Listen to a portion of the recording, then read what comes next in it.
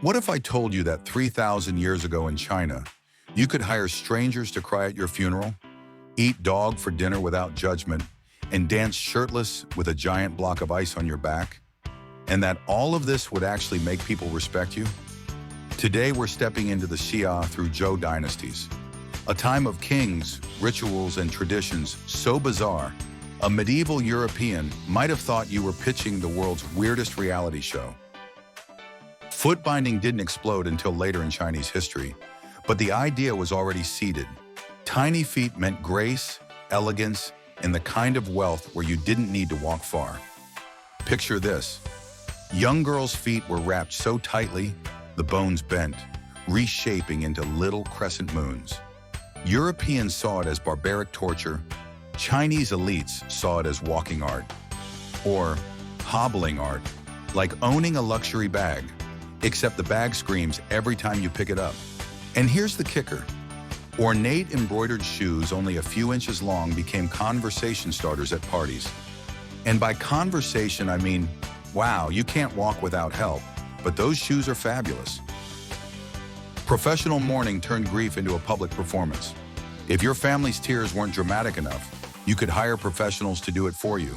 These mourners would sob uncontrollably, fall to the ground, wail the deceased's name, and beat their own chests for effect. Think Shakespeare meets soap opera. Imagine explaining to a 14th century Frenchman, "No, Pierre, this isn't disrespect, it's an honor." Loud mourning showed how important the dead were. And here's the funny part.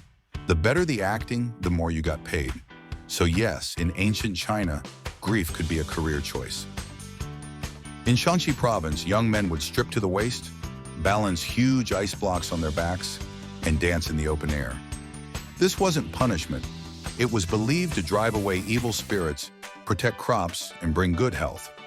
While European doctors prescribed leeches, the Chinese were like, no, just freeze your spine. Works every time.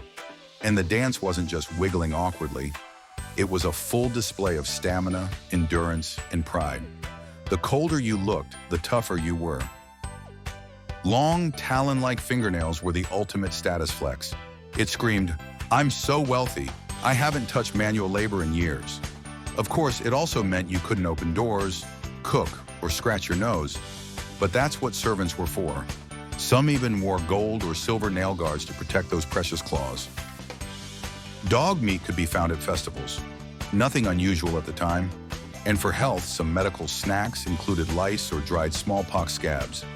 This wasn't just gross for fun. It was an early form of inoculation. Europeans said, "That's disgusting." The Chinese said, "That's preventative health care." Honestly, both had a point. The thing is, none of these customs were considered strange at the time. They fit perfectly into their world's logic.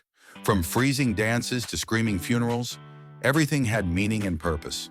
If you time traveled back, you'd be the strange one, the outsider in sneakers refusing the medicinal lice appetizer. So next time you think modern life is bizarre, just remember, somewhere in history, someone was dancing under a block of ice, getting paid to cry, or proudly growing nails they couldn't use. And they thought we were the crazy ones. If you enjoyed this look at history's delightful oddities, smash that like button, subscribe for more, and check the links for other stories that will make you rethink normal.